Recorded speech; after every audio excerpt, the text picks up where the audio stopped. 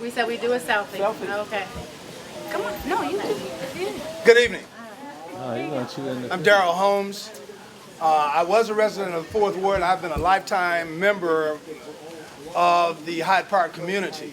I learned how to swim on 53rd Street at the YMCA. I jumped off the point many times while the water was contaminated. I was in the Boy Scouts at First Baptist Church. I'm a member of First Baptist Church. I'm a member of Push now. But I was gone for 20 plus years and just came back to Chicago. I met Ebony about a year and a half ago as a resident. I was a resident in the Newport condominiums on 4800 South Chicago Beach Drive. Ebony was giving a lecture giving some insight for free to the residents of South Shore, who were very concerned about their future in terms of the pending the presidential library, the gentrification, and all of the rumors and all the concerns about that. But Ebony came in and told the folks the truth. Take over. She is an advocate for the property owner. She's an advocate for the children. But I've got a thing I want to go through because I took a week to prepare it. Do you mind? May I? Yes. No. Ebony Lucas is smart. She is kind. She is fine. And she is important. She is important.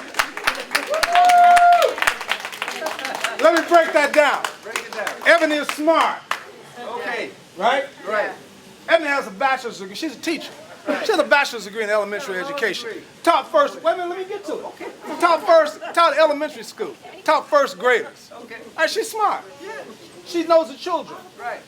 She teaches the children. Right. We need our teachers. We need to support them. Teachers are not the fault of what's going on in Chicago. They're victims, just like the rest of us. But you blame everything on the cops and the teachers. All right. Okay. Ebony also has a master's degree in nonprofit management. She knows how to put together deals with the public sector, the private sector, the civic sector, and the fourth estate, the press. She knows that. We need that downtown. Ebony has a Juris Doctorate from the University of Michigan Law School. Okay, she's smart.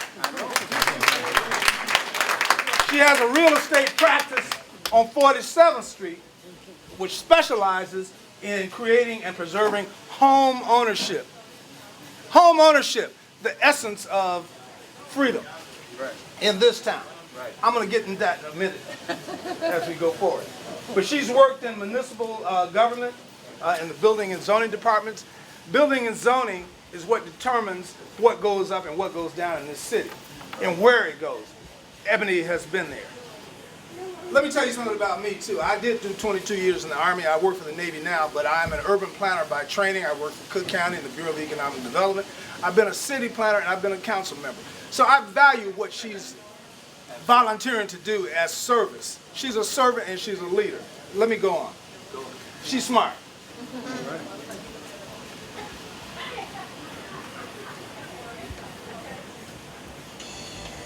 I survived a stroke too, y'all, so I'm moving as best I can. In 2015, Ebony was one of the finalists in the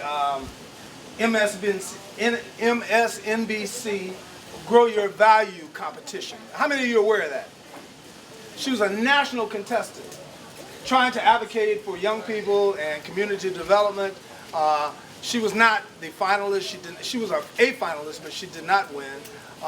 But she was able to participate in a very special executive development program sponsored by MSNBC and Johnson and other companies. She spent a good time in Florida, as I understand it, learning more about the American system and the global system and how to integrate her values and her projects into the mainstream. So this is a very competent, qualified, smart person. She also knows finance, grantsmanship, did I mention that? And economic development. It's all about economic development. We are lacking in the 4th Ward. Even though the 4th Ward is a prosperous ward, there's still problems.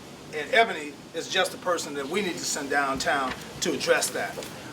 Let me digress for a moment. In the Newport, one of my neighbors was Lerone Bennett Jr. How many of you know who Lerone Bennett is? He was a senior editor and author of Ebony. Lerone will be 88 years old tomorrow. But one of the things he talked about, and I'm going to digress again too. Lerone suggests that Chicago has been remiss in not recognizing Jean-Baptiste Point du Sable, who discovered Chicago. Right. First class. And he settled here and had the first business here. Right. There is a little statue downtown on the bridge Right. that no tourists or nobody else knows what it is. I mean, they got Jack Brickhouse. They got a whole plaza down there, Jack Brickhouse. Right. But Lerone is very concerned about that. His birthday party is tomorrow, and I've invited Ebony to go with me. Lerone is suffering, but he is a wonderful historian and a resident of 4th Ward. Speaking of Haiti, du Sable was from Haiti. Haiti, we need to invoke the memories of not memories of the Haitian people, but they've just suffered the hurricane. 900,000 folks are displaced. You need to think about them. They are our neighbors. Ebony is fine. I said smart, fine. Okay, she's wife to Garland. Is Garland here? Yep. Where's that? Where's Garland? Stand up. There he is. She's fine, right? Yes, sir. Okay. She's a mother. She's a mother to Caleb, Christian, Christina, Camila, and Camus. Are they here? Come out. I'm sorry. Christina's here. Where you at, Christina? Okay, all right. She's here. All right. Took Christian out. She's the founder and leader of a job readiness program for teens. She's acting. She doesn't just talk stuff, she does stuff. And she's a woman of great faith. She's of apostolic persuasion, and that's good. She's a woman of great faith. These folks believe their faith. They act on their faith. She is fine. Now, let me talk about the importance. Few industries have been so closely connected to the development of Chicago and the daily lives of its citizens as real estate. This is a real estate city, property. That's why du Sable settled here. It's a conjunction of Lake Michigan, Chicago River, and they went on up, and it all developed, the Midwest developed behind Jean-Baptiste Point du Sable settling this place. And there's no credit for it. But that's the nature of this business. Ebony is a real estate lawyer. Right. And she represents us. How did I meet Ebony?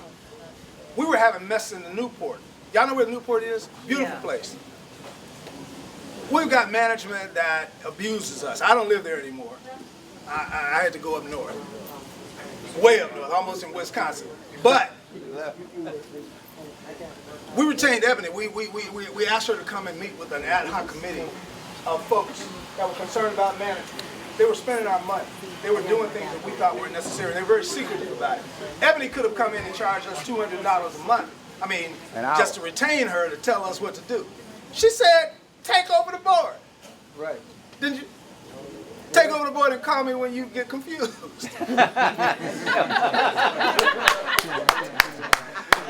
Ain't charged us a dime. Right.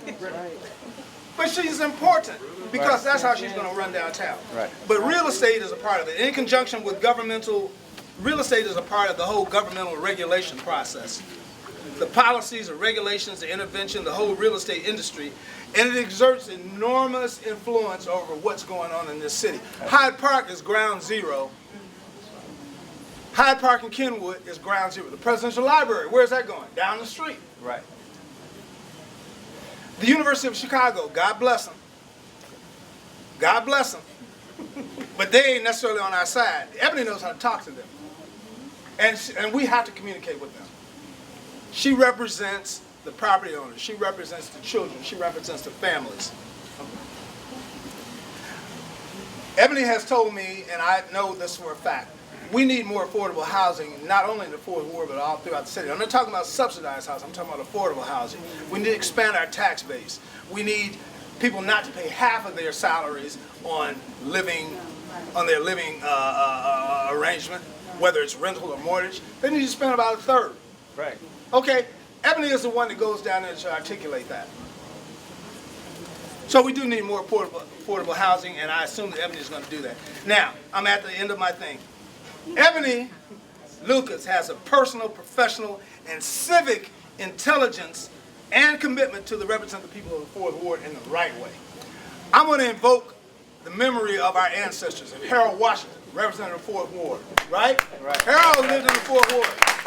Leon Dupre, some of you old folks remember Leon, right? Right? Progressive, fought downtown. Right. Judge Mikva, Abner Mikva, we just lost him. But I'm invoking, and Harold Washington, but I'm invoking Ebony in that spirit. Right. When she goes downtown, they're going to say, well, who sent you? You know how we do in Chicago. Right. Who sent Okay. you? Right. We sent her. Right. We sent her. When they ask her who sent her, what we going to say? We sent her. What we going to say? We sent her. What we going to say? We sent her. Ebony. All right. So you were hired. Absolutely. Thank you all very much for coming tonight, and a very, very special thank you to all of the volunteers that have dedicated so many hours to working on a campaign and really working to make the 4th Ward better. And of course I have to thank my husband and my family who are supporters. My family is here from Detroit. My family lives almost in the 4th Ward. We have a lot of people that live across the street from the 4th Ward. And so, my first introduction to Chicago was when I was in college. And, well, I shouldn't say that was my first introduction. I visited Chicago as a child quite a bit. But my first introduction to really seeing life in Chicago was when I was at University of Michigan. I started an organization called Black Volunteer Network. And it was a group of black students who wanted to volunteer in various communities. And I did a program that was a spring break trip to Chicago to volunteer in the Robert Taylor homes. And we worked at the Boys and Girls Club. And I saw things that I had never seen before. And I was just introduced to a different side of life that I just really had never seen. And I knew that Chicago was a place that I wanted to move to and that I really wanted to make a difference there. Right. So when I got the opportunity to move to Chicago, I was super excited, and I'm so happy and so blessed that I made the decision to move here. Yeah. Yeah.